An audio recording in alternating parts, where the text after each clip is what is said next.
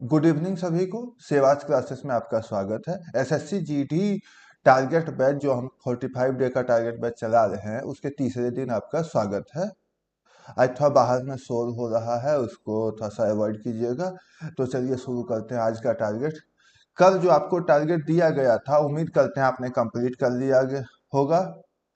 हम modern history बाद में करेंगे और उसके पहले मिडिएवल हिस्ट्री करेंगे। अभी हम एंशियंट हिस्ट्री में चल रहे हैं। एंशियंट हिस्ट्री में हम 2 दिन कुछ कुछ खास खास पॉइंट देख चुके हैं। आज से हम साम्राज्य पढ़ने जा रहे हैं। तो जब आप एंशियंट हिस्ट्री में महाजनपद पढ़ लेते हैं तो आपको पता चलता है कि भारत में पहले जनपद थे। जनपद के बाद धीरे धीरे महाजनपदों का उदय हुआ, और जब महाजनपदों में लोहे का प्रयोग प्रारंभ हुआ, लोहे की खोज हुई, तो उसमें मगध साम्राज्य का उदय हुआ, जो कि एक बेहद बड़ा साम्राज्य हुआ, शक्तिशाली साम्राज्य हुआ। और मगध साम्राज्य के उदय के बाद ही साम्राज्य का निर्माण हुआ और महाजनपद धीरे धीरे विलुप्त होते चले गए। तो हम पहले मगध साम्राज्य का उदय पढ़ेंगे। मगध साम्राज्य का उदय क्यों हुआ, किस परिस्थितियों में हुआ, कहाँ हुआ, क्या क्या परिस्थितियां थी, लोहे का आविष्कार हुआ, हाथी जंगल से मंगाए जाते थे, उनका युद्ध में प्रयोग होने लगा, ये सारी चीजें पढ़ेंगे। कौन कौन से सम्राट हुए, प्रथम सम्राट कौन हुआ, वेदरथ नामक राजा ने मगध साम्राज्य की नींव रखी, ये सारे डिटेल आप पढ़ेंगे, आपके बुक में दिया हुआ है। उसके बाद ये ज्यादा लंबा चैप्टर नहीं है, थोड़ा सा है कि विदत वहाँ का सम्राट हुआ, फिर आगे चलकर वहाँ का सम्राट बिंबिसार बना, उसके पुत्र अजातशत्रु ने उसकी हत्या कर दी और फिर अपने पुत्र के हाथों मारा गया। ये सारा डिटेल हम पढ़ेंगे। उसके बाद हम पढ़ेंगे मौर्य साम्राज्य का उदय। मौर्य साम्राज्य का उदय घनानंद को हरा करके चंद्रगुप्त मौर्य द्वारा किया गया, चाणक्य की मदद से। तो मगध साम्राज्य का ही एक पार्ट है जो कि बड़े साम्राज्य के रूप में मौर्य साम्राज्य के रूप में उभरा। पहले हम पढ़ते हैं कि मौर्य साम्राज्य में सबसे पहले हर्यक वंश था, उसके बाद शिशुनाग वंश हुआ, उसके बाद नंद वंश हुआ, और नंद वंश को समाप्त करके मौर्य वंश का गठन किया गया। और मौर्य वंश के बाद शुंग वंश बना, उसके बाद कर्ण वंश बना। ये सारी चीजें हम डिटेल में पढ़ेंगे, लेकिन पहले हम मगध साम्राज्य में हर्यक वंश, शिशुनाग वंश और नंद वंश पढ़ेंगे। हर्यक वंश के संस्थापक कौन थे, कौन कौन सम्राट हुए। उसके बाद शिशुनाग वंश के संस्थापक कौन थे, यानी शिशुनाग खुद था। उसके बाद नंद वंश का संस्थापक महापद नंद हुए। उसके बाद घनानंद राजा हुए। उसके बाद उन्होंने चाणक्य की बेइज्जती की और चाणक्य ने शपथ लिया कि मैं एक नए वंश की नींव यहाँ पर रखूंगा, जिसके बाद उन्होंने चंद्रगुप्त मौर्य की सहायता की और चंद्रगुप्त मौर्य ने वहाँ मौर्य साम्राज्य की नींव रखी। और जब मौर्य साम्राज्य पढ़ेंगे तो पढ़ेंगे चंद्रगुप्त मौर्य पहला राजा हुआ, उसके बाद उसका पुत्र बिंदुसार राजा बना, उसके बाद उसका पुत्र बिंदुसार राजा बना। बिंदुसार के बाद अशोक द ग्रेट वहाँ का राजा बना। अशोक द ग्रेट ने किस प्रकार उपगुप्त से बौद्ध धर्म की शिक्षा ली, बौद्ध धर्म की यात्राएं की, 10वें वर्ष वह बोध गया की यात्रा की, ये सारे डिटेल हम पढ़ेंगे। उसके बाद किस तरह उसने अपने पुत्र संघमित्रा और महेंद्र को श्रीलंका बौद्ध धर्म के प्रचार के लिए भेजा। अशोक के शिलालेख आप जानते होंगे कि अशोक ने 13 शिलालेख प्रमुख हैं। पहले शिलालेख में क्या है, दूसरे शिलालेख में क्या है, तीसरे शिलालेख में क्या है, चौथे शिलालेख में क्या है, और टोटल शिलालेखों का अध्ययन करेंगे। उसके बाद पढ़ेंगे कि किस प्रकार अशोक ने बराबर में गुफाओं का निर्माण कराया, चौपाल, विश्व झोपड़ी, सुदामा। फिर उसके पौत्र दशरथ ने भी एक नई गुफा का निर्माण करके आजीविकों को प्रदान किया। ये सारे डिटेल हम पढ़ेंगे। उसके राजा पढ़ेंगे किस प्रकार अशोक राजा बनने से पहले तक्षशिला का गवर्नर था। सुसीम उसका एक भाई था जिसकी हत्या की, और अशोक के बारे में कहा जाता है कि उन्हें उसने अपने बाकी 99 भाइयों की भी हत्या पढ़ेंगे। ये सारे डिटेल पढ़ेंगे। आपको लूसेंट में जितना दिया हुआ है और क्राउन में, आप बेसिक डिटेल जानना है, आपको ज्यादा अंदर नहीं जानना है, आपको बेसिक बेसिक डिटेल जानना है। उसके बाद कुछ वंश आए, ब्राह्मण वंश, और भी कुछ वंश, उसको हम बाद में पढ़ेंगे। उसके बाद हम पढ़ेंगे मौर्य के बाद शुंग वंश और कर्ण वंश। तो शुंग वंश और कर्ण वंश आप रहने दीजिए, ये हम बाद में पढ़ेंगे। पहले मौर्य वंश के बाद आप गुप्त वंश पढ़ लेंगे। गुप्त वंश में इस प्रकार श्री गुप्त ने गुप्त वंश की स्थापना की। उसके बाद समुद्रगुप्त को भारत का नेपोलियन कहा जाता है।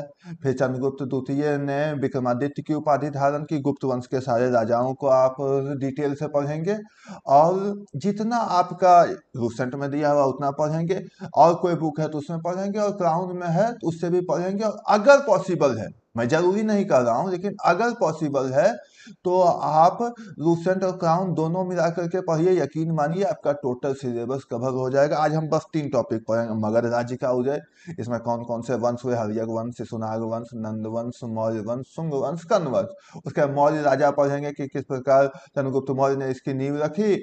उसके बाद बिंदुसार राजा बना, उसके बाद अशोक राजा बना, उसके बाद महेंद्र और संघमित्रा श्रीलंका प्रचार के लिए, बौद्ध धर्म के प्रचार के लिए गए।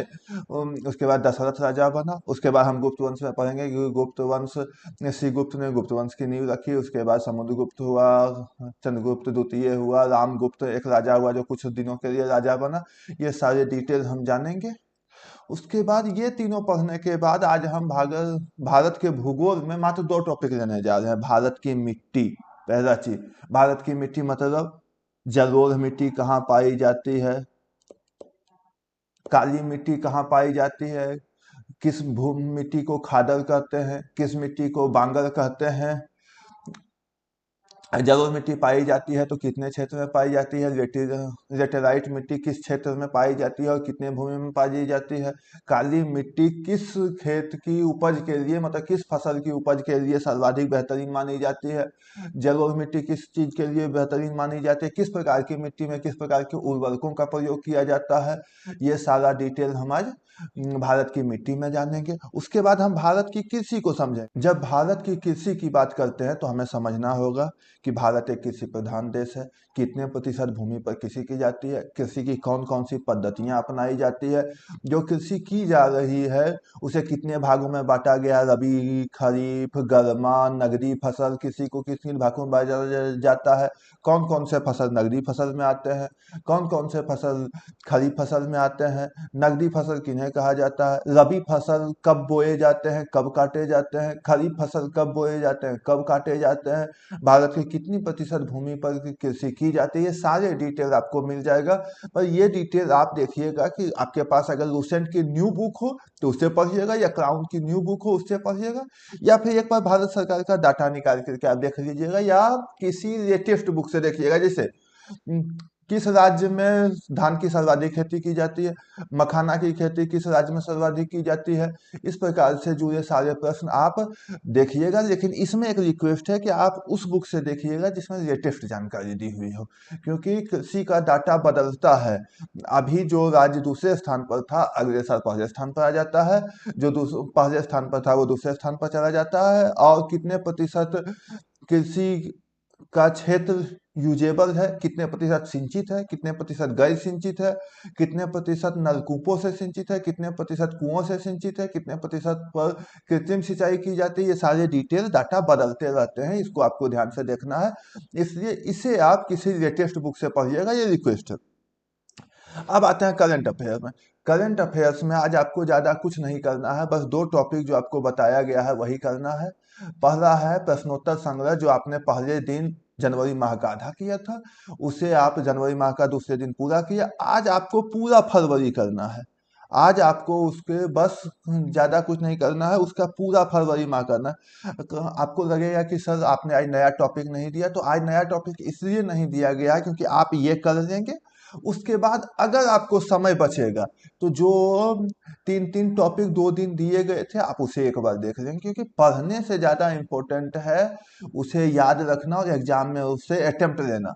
तो जो खेल के परिदृश्य दिए गए थे उसे आप दोबारा पढ़ लेंगे। कुछ पॉइंट छूट गए होंगे, जैसे खेल के परिदृश्य में ग्रैंड स्लैम है, विमल्डन है, अमेरिकन है, आईपीएल हुआ है, विश्व कप अभी इंडिया जीता। ये सारे डिटेल को आप जो पढ़ चुके हैं उसे दोबारा पढ़ेंगे और आप देख लेंगे कि कुछ कुछ डिटेल कहीं आपसे छूट तो नहीं रहा है। अगर वो डिटेल छूट रहा है तो आप उसको देखेंगे और उसको ठीक करेंगे। उसके बाद जो क्वेश्चन आप 40-40 क्वेश्चन कर रहे थे, वो क्वेश्चन अब आपको आज 40 दूनी 80, पहले दिन आपने 40 किया था, दूसरे दिन आपने 40 किया था 80, आज आपको उसका 70 क्वेश्चन करना है। यानी आपको क्वेश्चन नंबर 81 से लेकर के क्वेश्चन नंबर 150 तक करना है। आपको कुछ नहीं, पीछे से टिक मार लेना है,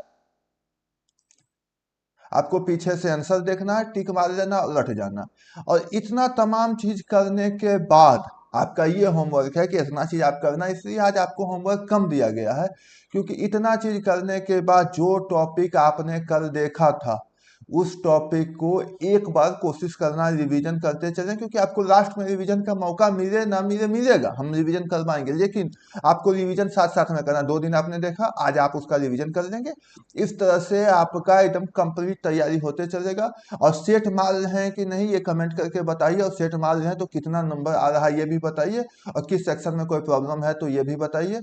और जुड़े रहने के लिए चैनल को सब्सक्राइब कीजिए, सेवार्थ क्लासेस, और बेल आइकन भी दबा लीजिए। और मैथ रीजनिंग से संबंधित सवाल के लिए सनी सर को फॉलो कीजिए। जीएस के लिए मैं सौरभ सिन्हा आपके लिए मौजूद हूँ। धन्यवाद।